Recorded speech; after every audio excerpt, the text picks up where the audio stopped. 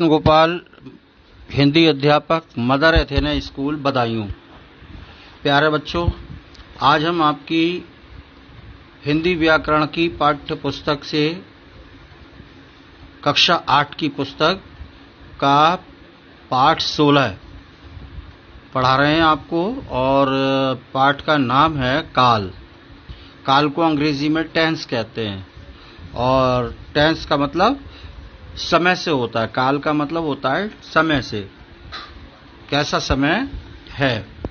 इसमें चित्र में जो आप देख रहे हैं 3 वाक्य लिखे गए हैं। रेलगाड़ी जा रही थी, दुकानें खुली हुई हैं, कल स्कूल बंद रहेगा। देखिए, आप देख रहे हैं कि इसमें जा रही थी, खुली हुई हैं, बंद रहेगा, क्रमशः ये कार्य के पूर्ण हो जाने, अभी जारी रहने और भविष्य में होने के विषय में बता रही हैं। इससे पता चलता है यानी कि क्रियाओं के काम होने के समय अर्थात काल का बोध हो रहा है। आप जब परिभाषा पढ़ेंगे तो आपको स्पष्ट हो जाएगा, समझ में आ जाएगा, आप समझेंगे क्लियर। आइए परिभाषा को पढ़ते हैं।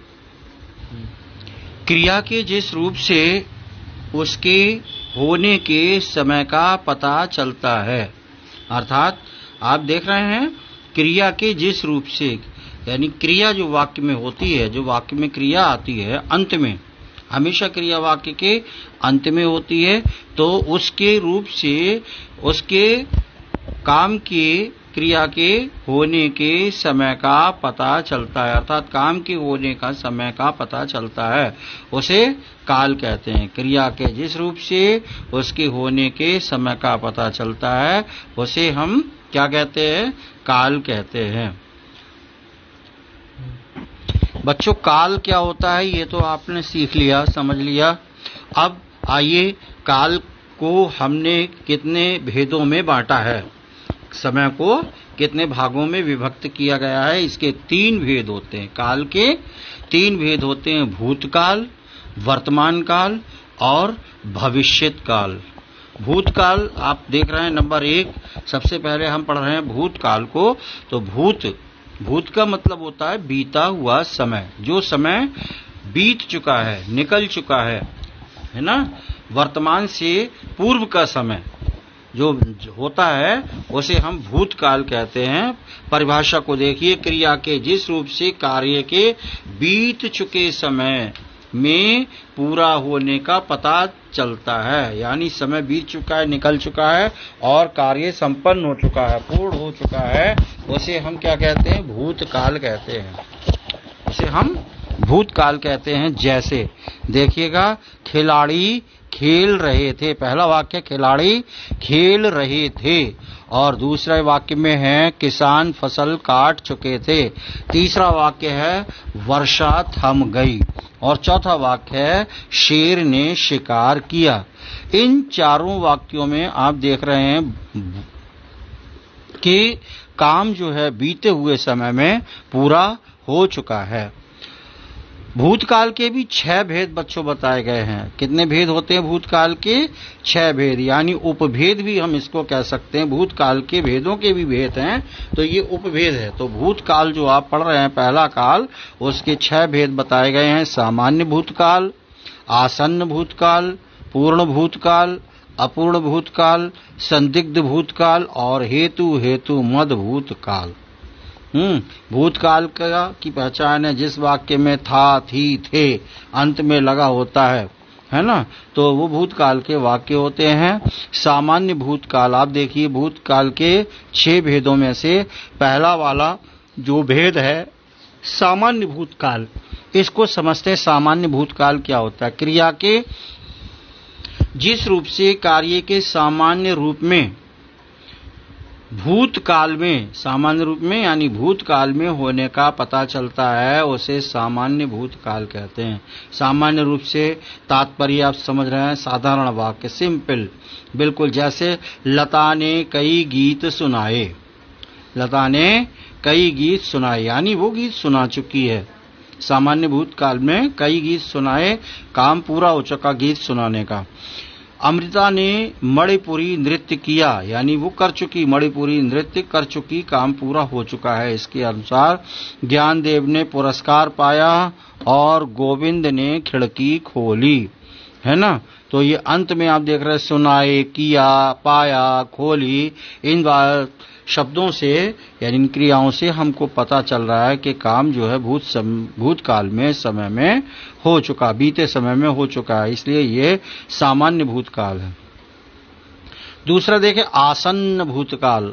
आसन्न का मतलब होता है काम कुछ ही समय पूर्व हुआ है, काम जो है थोड़ी देर पहले, कुछ समय का मतलब थोड़ी देर पहले ही पूरा हो चुका है, पूर्ण होके ही चुका है, निकट का समय, तो उसे हम आसन्न भूतकाल कहते हैं। जैसे क्रिया के जिस रूप से उसके कुछ ही समय पहले पूरा होने का पता चलता है, उसे हम आसन्न भूतकाल कहते हैं। जैसे देखिएगा, जैसे विद्यार्थी कक्षा से निकले हैं, आतुराए हैं, देखिए आप हैं, लेकिन कुछ समय पहले ही निकल चुके हैं, यानी निकले ही हैं, तो ये काम कुछ समय पूर्व हुआ है। ऐसे में निकले हैं, आई है, आए हैं, गए हैं, है ना, रखे हैं, चखे हैं, ऐसा आता है। तो काम कुछ ही समय पूरा पहले होता है, उसे हम आसन्न भूतकाल कहते हैं। संगीता कार से आई है, यानी कार से आई है का मतलब वो कार से आ चुकी है। नेताजी भाषण देकर आए हैं, भाषण दे चुके हैं अभी कुछ समय पहले ही। मैंने जूता पॉलिश करके रखा है, ये आसन्न भूतकाल के उदाहरण हैं। पूर्ण भूतकाल तीसरा वाला आप देख रहे हैं, पूर्ण माने का मतलब होता है पूरा, काम हमारा पूरा हो चुका है, बहुत समय पहले पूरा हुआ है। तो क्रिया के जिस रूप से उसके बहुत समय पहले पूर्ण होने का पता चलता है, उसे हम पूर्ण भूतकाल कहते हैं। जैसे चोर भाग चुका था, चोर भाग चुका था, जब तक हम पहुंचे चोर भाग चुका था, यानी उसे देर हो गई भागे हुए। बाजार बंद हो गया था, यानी बाजार काफी देर पहले बंद हो गया था। पूड़ियां खाई जा चुकी थीं, टिकट बिक गई थीं, इसका मतलब है कि काफी समय पहले ये सारे काम पूरे हो चुके थे, वो भाग चुका था चोर, बाजार बंद हो चुका था, हो गया था, और पूड़ियां खाई जा चुकी थी तथा टिकट जो थी सारी टिकट बिक गई थी, बिक चुकी थी। तो ये पूर्ण भूतकाल हुआ। दूसरा आगे चौथा वाला आप देख रहे हैं, अपूर्ण भूतकाल। अपूर्ण भूतकाल का मतलब क्या है? अपूर्ण भूतकाल का मतलब है जो अभी पूरा नहीं हुआ है। अपूर्ण का मतलब जो पूरा नहीं हुआ है, वह अपूर्ण भूतकाल है। जैसे क्रिया के जिस रूप से उसके बीत चुके समय में आरंभ होकर भी पूरा न होने का पता चलता है, उसे अपूर्ण भूतकाल कहते हैं। बीत चुके समय में आरंभ तो हो गया, वो बात, काम तो प्रारंभ हो गया, शुरू हो गया है, लेकिन क्या है कि बीते समय में आरंभ होकर भी पूरा न होने का पता चलता है। काम शुरू हो गया परंतु अभी तक पूरा नहीं हुआ है, अर्थात काम चल रहा है, प्रगति पर है, तो उसे हम अपूर्ण भूतकाल कहते हैं। जैसे रामलीला हो रही थी, रामलीला हो रही थी, समाप्त नहीं हुई है परंतु हो रही थी, प्रारंभ तो हो गई। नाटक दिखाया जा रहा था, गायिकाएं गा रही थीं, कर्मचारी कार्यालय जा रहे थे, आदि इस प्रकार के जब वाक्य होते हैं तो इससे हमें ज्ञात होता है कि काम प्रारंभ तो हो गया परंतु समाप्त नहीं हुआ है, तो ये अपूर्ण भूतकाल में आते हैं। अपूर्ण भूतकाल की रचना मूल धातु, मूल धातु का मतलब जो होता है उसमें रहा, रही, रहे, था, थी, थे आदि शब्द, जैसे गा रही, जा रहे, आपने देखा इन वाक्यों में, तो ये लग जाते हैं मूल धातुओं में, तो वहां पर अपूर्ण भूतकाल की रचना होती है। जैसे वह गा रहा था, गाने के साथ, और वह गांव जा रही थी, वे गा रहे थे आदि। संदिग्ध भूतकाल देखिएगा, पांचवा भूतकाल है संदिग्ध भूतकाल, अभी आपने पढ़े हैं उसमें। संदिग्ध भूतकाल पांचवा भूतकाल आपका है क्रिया के जिस रूप से उसके भूतकाल में पूरा होने में संदेह होता है, उसे संदिग्ध भूतकाल कहते हैं। पूरा होने में जहां संदेह होता है काम को, उसे हम संदिग्ध भूतकाल कहते हैं। जैसे सुधांशु भजन गा चुका होगा, आप देख रहे हैं ये यहाँ पर संदेह व्यक्त किया जा रहा है। गा चुका होगा, हो सकता है गा चुका हो, या ये भी हो सकता है कि गा रहा हो, अभी नहीं गाया हो उसने, है ना। तो गा चुका होगा, सहेलियां गप्पे लगा चुकी होंगी, भिखारी भीख मांग चुके होंगे, सेठ होटल में पहुंच चुके होंगे। तो ये चुके होंगे, चुकी होगी, चुके होंगे, इस तरह के जो शब्द आते हैं, इससे पता लगता है कि संदेह की स्थिति है। तो उसे हम संदेह भूतकाल कहते हैं। और आपका छठा वाला हेतु हेतु मद भूतकाल। हेतु हेतु मद भूतकाल के अंतर्गत आप परिभाषा को देखिएगा कि क्रिया के जिस रूप से यह जाना जा सके कि कार्य भूतकाल में हो सकता था, काम पहले हो सकता था, किंतु किसी अन्य कार्य के न हो सकने के कारण वह न हो सका, उसे हेतु हेतु मद भूतकाल कहते हैं। यानी अगर कोई काम हमारा नहीं हुआ है, उसका संबंध कोई कारण होगा, रीजन होगा, किसी दूसरी वजह से, दूसरे से संबंध उसका होगा कि काम तो हो सकता था, परंतु कोई अन्य कार्य ऐसा था जिसकी व्यवधान की वजह से हमारा पहला कार्य संपन्न नहीं हो सका है। जैसे उदाहरण में देख रहे, दीपक परिश्रम करता तो अवश्य सफल हो जाता। उसका सफलता का कारण परिश्रम, यानी यदि वो सफल परिश्रम कर लेता, वो करता, तो उसे सफलता मिलती। तो परिश्रम ना करने के कारण उसको सफलता नहीं मिल सकी। तो ये हेतु हेतु मद भूतकाल का कारण है। यदि डॉक्टर समय पर आ जाता तो रोगी न मरता। यदि डॉक्टर समय पर आ जाता तो रोगी न मरता। तो डॉक्टर के समय पर न आने के कारण या न आने की वजह से रोगी की मृत्यु हो गई। यदि वर्षा हो जाती तो अकाल न पड़ता। यदि पौधों में रोज पानी देते तो वे सूखते नहीं। तो यदि और कारण ये कि तो ऐसा होता, यदि ये काम नहीं हुआ या हो जाता तो ऐसा होता, ऐसा नहीं होता तो ऐसा होता। इन वाक्यों की पहली क्रिया पर दूसरी क्रिया निर्भर है। आप देख रहे हैं पहली जो क्रिया हो रही है उस पर दूसरी क्रिया निर्भर है। यदि वर्षा होती तो अकाल न पड़ता, और यदि पौधों में रोज पानी देते तो वे नहीं सूखते। तो जो ये है पहली क्रिया पर दूसरी क्रिया निर्भर है। तो यहाँ आप देख रहे हैं अतीत में पहला कार्य होता तो दूसरा भी हो जाता। तो हेतु हेतु मद भूतकाल की ये क्रियाएं हैं। इनमें अंतर देखेंगे सामान्य और भूतकाल में अंतर। पूर्ण भूतकाल में, सामान्य भूतकाल और पूर्ण भूतकाल में अंतर। आपने दोनों को पढ़ा था, अभी दोनों की परिभाषाएं पढ़ी थी, दोनों के ही उदाहरण पढ़े। यदि आप इन दोनों के विषय में लिख देंगे इनके उदाहरण तो आपको क्लियर हो जाएगा। सामान्य भूतकाल के साथ था, थी, थे जोड़ देने पर पूर्ण भूतकाल बन जाता है।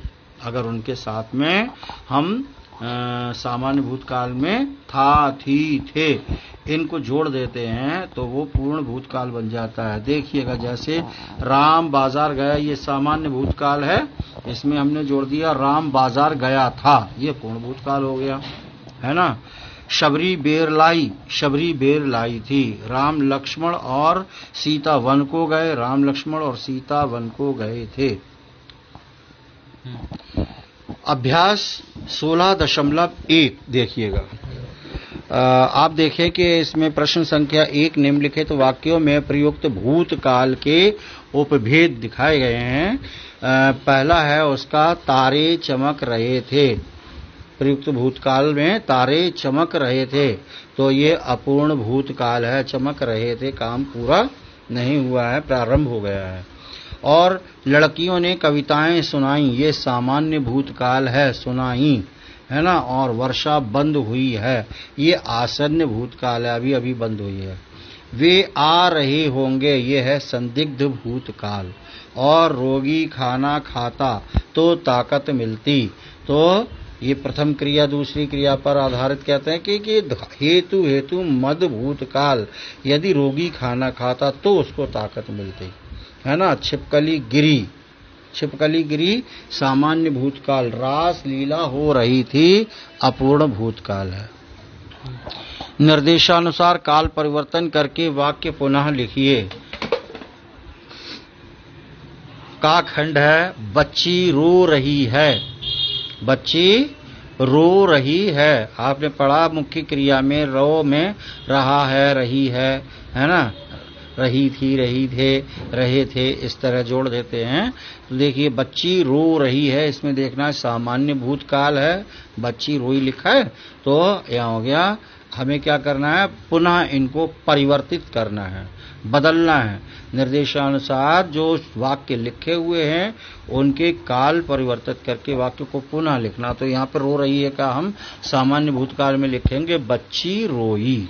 क्या लिखेंगे, बच्ची रोई। अब बच्चे खेल रहे थे, तो यहाँ पर हम रहे के स्थान पर लिख देंगे पूर्ण भूतकाल में बच्चे खेल चुके थे। फिर माया ने चित्र बनाया। अपूर्ण भूतकाल में आप लिखेंगे माया चित्र बना रही थी। माया चित्र बना रही थी, अपूर्ण भूतकाल हो गया। गाड़ी आ रही है, तो आप यहाँ लिखेंगे गाड़ी आ चुकी होगी। संदिग्ध भूतकाल में हो जाएगा गाड़ी आ चुकी होगी।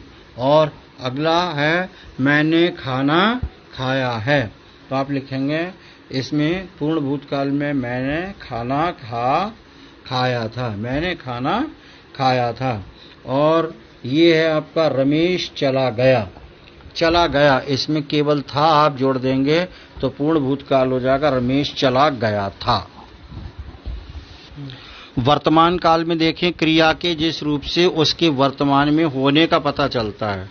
ये वर्तमान काल है आपका, जो क्रिया के जिस रूप से उसके वर्तमान समय में, यानी जो समय चल रहा है उसे वर्तमान कहते हैं, तो उसका पता चलता है, उसे वर्तमान काल कहते हैं। जैसे नयन तारा गोलगप्पे खा रही थी और लालचंद पान खाता है। गोलगप्पे खा रही है, नयन तारा थी नहीं, नयन तारा गोलगप्पे खा रही है, वर्तमान काल है। लालचंद पान खाता है, बहादुर चाय बनाता है और बिटिया खिलौनों से खेल रही है। वर्तमान काल के भी 3 भेद होते हैं बच्चों, सामान्य वर्तमान काल, अपूर्ण वर्तमान काल और संदिग्ध वर्तमान काल। सामान्य वर्तमान काल को समझें, जो क्रिया वर्तमान में सामान्य रूप से होती है, वर्तमान समय में यानी जो चल रहा समय है उसमें सामान्य रूप से होती है, तो उसे हम सामान्य वर्तमान काल कहते हैं। उदाहरण आप देख रहे हैं, जैसे चौकीदार पहरा देता है ना, वर्तमान में चौकीदार पहरा देता है। मिस्त्री कार ठीक करता है और सैनिक सीमाओं की रक्षा करता है।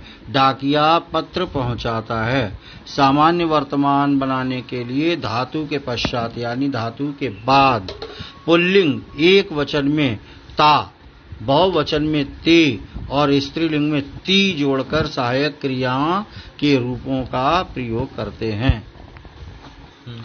अपूर्ण वर्तमान काल दूसरा रूप देखेंगे क्रिया के, जिस रूप से ये पता चले कि कार्य वर्तमान काल में शुरू हो गया है। जैसे आपने पीछे पढ़ा था, शुरू तो हो गया है पर अभी जारी है, उसे अपूर्ण वर्तमान कहते हैं कि शुरू हो गया है पर वो चल रहा है, इसलिए वो क्या है, अपूर्ण वर्तमान काल। जैसे पुजारी पूजा कर रहा है, धोबिन कपड़े धो रही है और पिताजी तन्वी को डांट रहे हैं, कंचन डोसा बना रही है। तो अपूर्ण वर्तमान काल बनाने के लिए धातु के बाद पुल्लिंग एक वचन में रहा, बहुवचन में रहे और स्त्रीलिंग में रही जोड़कर होना सहायक क्रिया के रूपों का प्रयोग किया जाता है।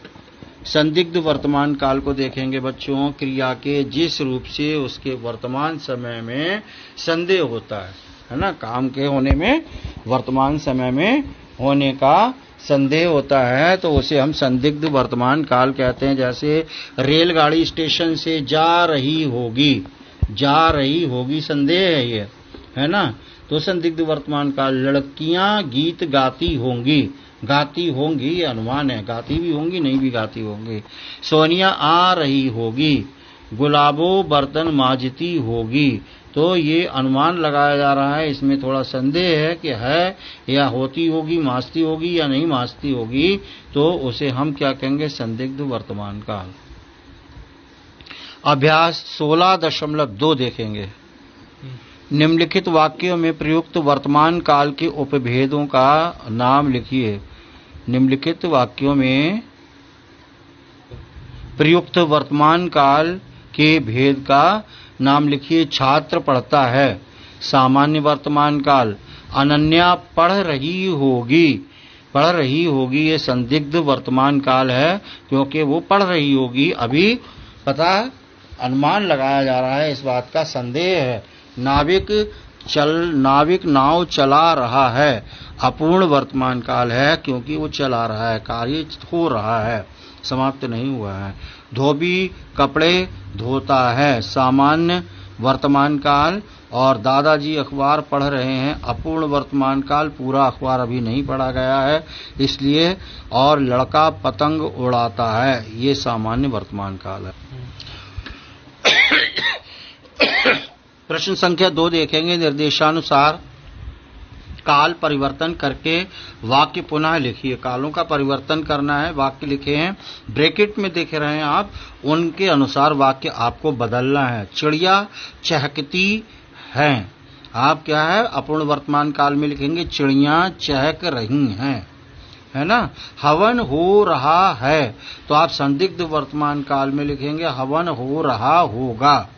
और किसान फल काटता होगा, तो इसको आप सामान्य वर्तमान काल में बदलेंगे तो कहेंगे किसान फल काट रहे हैं।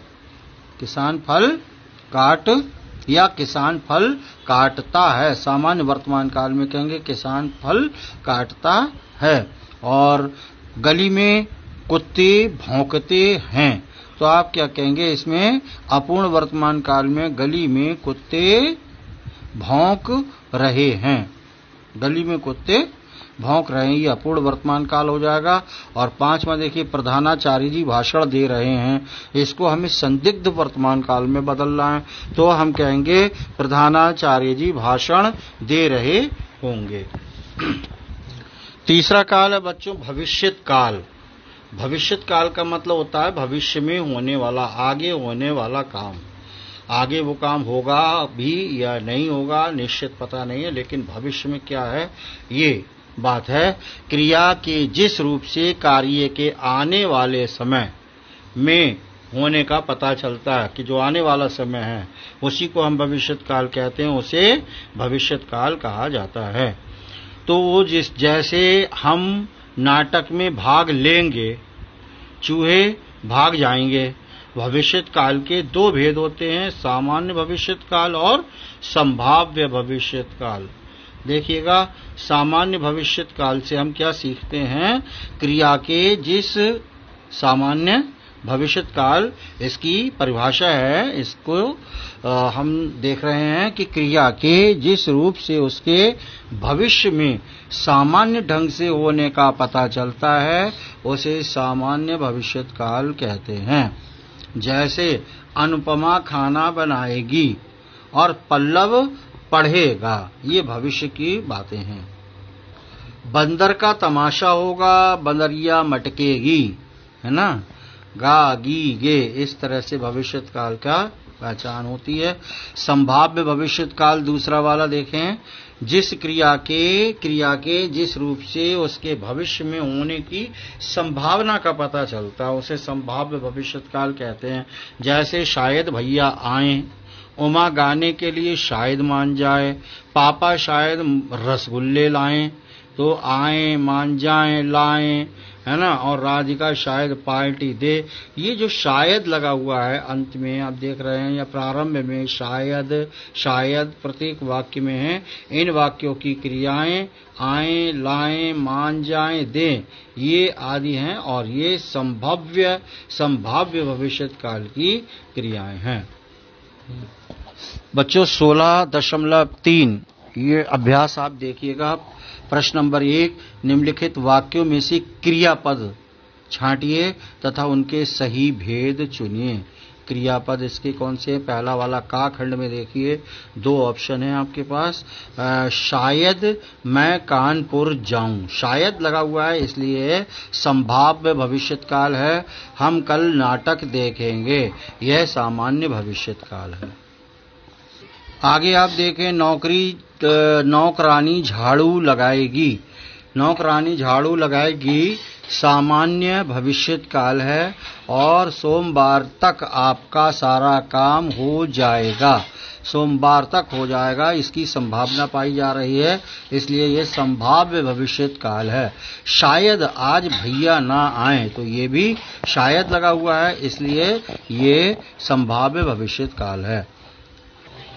निर्देशानुसार दूसरा वाला देखें प्रश्न, निर्देशानुसार वाक्यों के कालों को बदलकर वाक्य दोबारा से लिखिए। ब्रैकेट में लिखे हुए हैं उनके अनुसार दोबारा से लिखना है। एक देख रहे हैं जैसे उदाहरण दिया गया है, मौसी शायद कहानी सुनाएं, इसको संदिग्ध वर्तमान काल में बदलें। तो कैसे बदलेंगे? जैसे मौसी कहानी सुना रही होंगी, आपने देखा मौसी शायद कहानी सुनाएं, तो संदिग्ध भविष्य काल में मौसी कहानी सुना रही होंगी। ऐसे ही हलवाई ने जलेबियां बनाई थीं, इसको अपूर्ण वर्तमान काल में बदलना है। तो इसमें से ने हटा देंगे, थी हटा देंगे और हम वाक्य को बनाएंगे, हलवाई जलेबियां बना रहा है, हलवाई जलेबियां बना रहा है। महिलाओं, तीसरा वाला देखें, महिलाओं ने लोकगीत गाए, इसको हमें सामान्य वर्तमान काल में बदलना है। तो हम कहेंगे महिलाएं लोकगीत गाती हैं। और रमा माला बना रही होगी, तो हम कहेंगे रमा माला बनाएगी, सामान्य भविष्य काल में इस प्रकार से वाक्य बनेगा। और घा वाला देखेंगे, प्रेमा दूध खरीद रही है, तो इसको हम अपूर्ण वर्तमान काल में बदलने के लिए वाक्य इस प्रकार से बोलेंगे, प्रेमा दूध खरीद रही थी, ये अपूर्ण भूतकाल हो गया। रिक्त स्थानों में क्रिया का उचित रूप भरिए। रिक्त स्थानों में क्रिया का उचित रूप, शिकारी ने हिरण को तीर से मारा है, आसन्न भूतकाल मारा है। और आपने इस घटना को ध्यान से नहीं सुना था, सुनना ये पूर्ण भूतकाल में बदलना है, सुना था। इसी तरह से नीचे करना, ये संदिग्ध भूतकाल वर्तमान काल में जाएगा कि तुम प्रतिदिन प्रातः काल व्यायाम करते होगे, क्या होगा? करते होगे, ये जो है संदिग्ध वर्तमान काल का हो जाएगा। अगला चौथा वाला प्रश्न देखें, खाली स्थानों में उचित शब्द लिखिए। इनमें से 3 शब्द दिए गए हैं, जो आपको उचित लगता है वो भर दीजिए। अध्यापक ने कविता पढ़ाई थी, दूसरा वाला सही है। हम गीत गा रहे थे, तो इसमें से करते, गाते और गा रहे ये सही है। छात्र छात्रावास में सो गए होंगे, सोते जाएंगे गए, इसमें से लेना है आपको सो गए होंगे। सौरभ ने नीचे पढ़ा, पढ़ेगा या पढ़ेगी में से सौरभ ने पुस्तक पढ़ी, ये आएगा। और फिर है नानी पूजा करेंगी, इन 3 में से करेंगी शब्द लिया जाएगा। 5वां वाला देखेंगे, प्रश्न निम्नलिखित वाक्यों के रिक्त स्थानों में सही क्रियापद चुनकर भरने हैं। मामा जी ने मुझे संस्कृत सिखाई, तो 4 में से संस्कृत सिखाई गाखंड सही है। और डॉक्टर राजेंद्र प्रसाद हमारे प्रथम राष्ट्रपति थे। और खेतों में भेड़ें चर रही हैं। और अगला वाला है, तुमने अपना काम क्यों नहीं किया। और फिर है, अचानक बिजली चमकी और पानी बरसने लगा। इस प्रकार से प्यारे बच्चों आपका ये पाठ हो गया समाप्त। आशा है आपको ये पाठ समझ में आया होगा, अच्छे से आपने समझा है। आइए अब इसके प्रश्नोत्तर हम देखते हैं। बच्चों देखिए, कक्षा 8 हिंदी व्याकरण का 16वां पाठ का अभ्यास 16.1 आपकी स्क्रीन पर है। देखिएगा, पहला प्रश्न, काल की परिभाषा लिखकर उनके भेदों के नाम लिखिए। तो उत्तर में है परिभाषा इसकी, काल की क्रिया के जिस रूप से उसके होने के समय का पता चलता है उसे काल कहते हैं। जैसे श्याम गाना गा रहा है, वर्तमान काल का ये वाक्य है। दूसरा, पिताजी सो रहे थे, ये भूतकाल है। और तीसरा है, कल मौसाजी आएंगे, भविष्य काल का वाक्य आदि। इस प्रकार से आपने वाक्य देखे। अगला वाला प्रश्न संख्या 2, काल के कितने भेद होते हैं उनके नाम लिखिए। काल के 3 भेद होते हैं, भूतकाल, वर्तमान काल, भविष्य काल। ऊपर आपने इन सब कालों के उदाहरण भी देखे थे अभी, तो अब इनके नाम हमने लिख दिए हैं। आइए 16.2 अभ्यास का तीसरा प्रश्न पढ़ते हैं। वर्तमान काल की परिभाषा उदाहरण सहित लिखिए। वर्तमान काल की परिभाषा देखिए, क्रिया के जिस रूप से उसके वर्तमान में होने का पता चलता है उसे वर्तमान काल कहते हैं। 2 उदाहरण इसमें दिए गए हैं, जैसे सुधांशु मिठाई खाता है और मामा जी मेला जा रहे हैं। प्रश्न संख्या 4, संदिग्ध वर्तमान काल को सोदाहरण स्पष्ट कीजिए उदाहरण सहित। सोदाहरण का मतलब उदाहरण सहित प्रस्तुत कीजिए। तो इसकी पहले परिभाषा लिखेंगे। संदिग्ध वर्तमान काल की क्रिया के जिस रूप से उसके वर्तमान समय में होने में संदेह होता है, वर्तमान समय में होने में संदेह होता है, उसे संदिग्ध वर्तमान काल कहते हैं। जैसे वाक्य में पहला वाक्य देखें, सुप्रिया खा रही होगी, ये संदेह व्यक्त करता रही होगी। और नानी जी आती ही होंगी, यहाँ पर संदेह है। और 16.3 यानी 16.3 वाले में देखें, 5वां प्रश्न है, भूतकाल के भेदों के नाम लिखिए। भूतकाल के 6 भेद होते हैं, सामान्य भूतकाल, आसन्न भूतकाल, पूर्ण भूतकाल, अपूर्ण भूतकाल, संदिग्ध भूतकाल और हेतु मद भूतकाल। प्रश्न संख्या 6 देखें, हेतु मद भूतकाल को उदाहरण सहित समझाइए।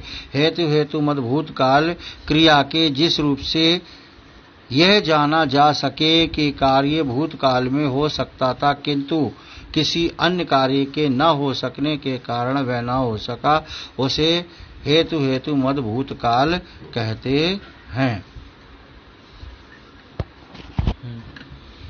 जैसे हेतु मद भूतकाल का उदाहरण आप देखें, दीपक परिश्रम करता तो अवश्य सफल हो जाता, यदि डॉक्टर समय पर आ जाता तो रोगी न मरता।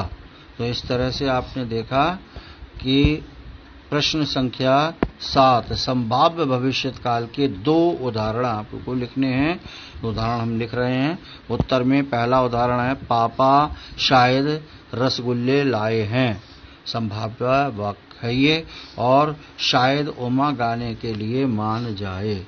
इस प्रकार से आपके प्यारे बच्चों 7 प्रश्न आपने देखे। आइए गृह कार्य के प्रश्नों पर प्रकाश डालते हैं।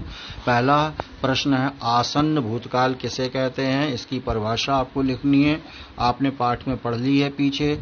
और दूसरा प्रश्न आपका है, पूर्ण भूतकाल और अपूर्ण भूतकाल में अंतर बताइए, दोनों में क्या अंतर है उसको स्पष्ट कर दीजिए परिभाषा अथवा उदाहरण लिख करके। और प्रश्न संख्या 3 आप देख रहे हैं, सामान्य भविष्यत काल की परिभाषा उदाहरण सहित लिखिए। तो इस प्रकार से बच्चों आपका ये पाठ हो गया समाप्त। आपने इसके अभ्यास प्रश्न भी पढ़े और साथ ही साथ इसके प्रश्न उत्तर भी आपने पढ़ लिए हैं, गृह कार्य भी आपने देख लिया है। इसी के साथ आपका पाठ समाप्त होता है। अगले वीडियो में हम आपसे पुनः मिलते हैं, तब तक के लिए जय हिंद, जय भारत।